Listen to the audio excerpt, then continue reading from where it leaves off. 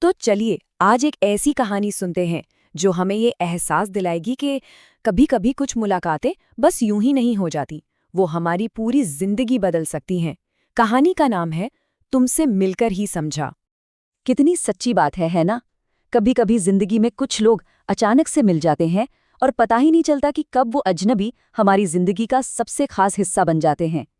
बस ये कहानी भी कुछ ऐसे ही किस्मत के खेल के बारे में है, जहां दो बिल्कुल अलग लोग, दो अजनबी, एक दूसरे से टकराते हैं।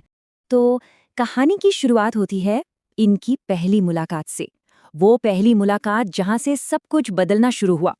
जरा सोचिए, शाम का वक्त है, आसमान में ना घने काले बादल छाए हुए हैं, बिल्कुल वैसा माहौल जैसे किसी फिल्म में होता है। और फिर अचानक से तेज बारिश शुरू हो जाती है, जैसे मौसम भी इशारा कर रहा हो कि कुछ तो खास होने वाला है। और इसी तूफानी शाम के बीच बस स्टॉप पे खड़ी है नैना, बारिश में पूरी तरह भीगी हुई, अपनी किताबों को सीने से लगाए बस का इंतजार कर रही है। और बस वो तो हमेशा की तरह लेट है। और उसके दिमाग में बस एक ही बात चल रही है, उफ, आज भी लेट हो गई, माँ फिर डांटेंगी। ये वाला डर तो शायद हम सबने कभी ना कभी महसूस किया ही होगा। और बस ठीक उसी पल, जब वो अपनी ही सोच में डूबी हुई थी, कहानी में एंट्री होती है एक अजनबी की। बारिश में एक अजनबी। यहाँ दो अलग अलग दुनियाएं टकराने वाली थीं। एक तरफ है नैना, एक सिंपल सी कॉलेज गर्ल जो बारिश में भीग रही है। और दूसरी तरफ आता है आरव, एक ब्लैक लग्जरी कार से उतरता है, हाथ में छाता, मतलब पूरी फील एक के ड्रामा हीरो वाली। आरव सीधा नैना के पास आता है, उसकी तरफ छाता बढ़ाता है और एक बहुत ही शांत सी आवाज में कहता है, आप पूरी तरह भीग चुकी हैं, ये छाता ले लीजिए। लेकिन नैना, वो थोड़ा हिचकिचाती है, मतलब एक अनजान इंसान से ऐसे मदद लेना वो साफ मना कर देती है। इस पर आरव हल्की सी मुस्कान के साथ कहता है, कभी कभी मदद लेना भी जरूरी होता है। उसकी बात में ना कुछ तो ऐसा था कि नैना एक पल के लिए चुप हो गई, सोचने लगी।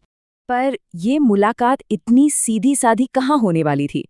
यहीं पर होती है एक गलत फहमी, जो कहानी को एक नया मोड़ देती है।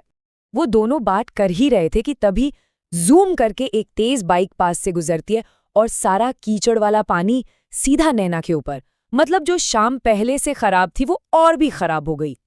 ये देखते ही आरव से रहा नहीं गया। उसने बिना एक पल सोचे अपना कोट उतारा और नैना के कंधों पर डाल दिया। अब नैना, जो पहले से ही परेशान थी, उसे ये बात बिल्कुल अच्छी नहीं लगी। उसे लगा ये क्या तरीका है, और वो गुस्से में बोल पड़ती है, आप ऐसे बिना पूछे किसी को टच कैसे कर सकते हैं।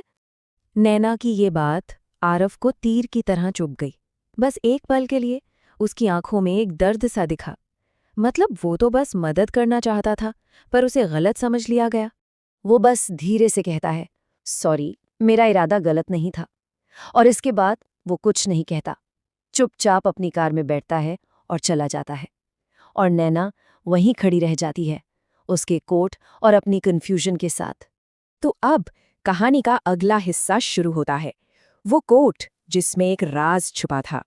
नैना जब घर पहुंचती है तो उसकी नज़र उस कोट पर पड़ती है और उसके मन में सवाल आता है, आखिर इस कोट की पॉकेट में क्या है।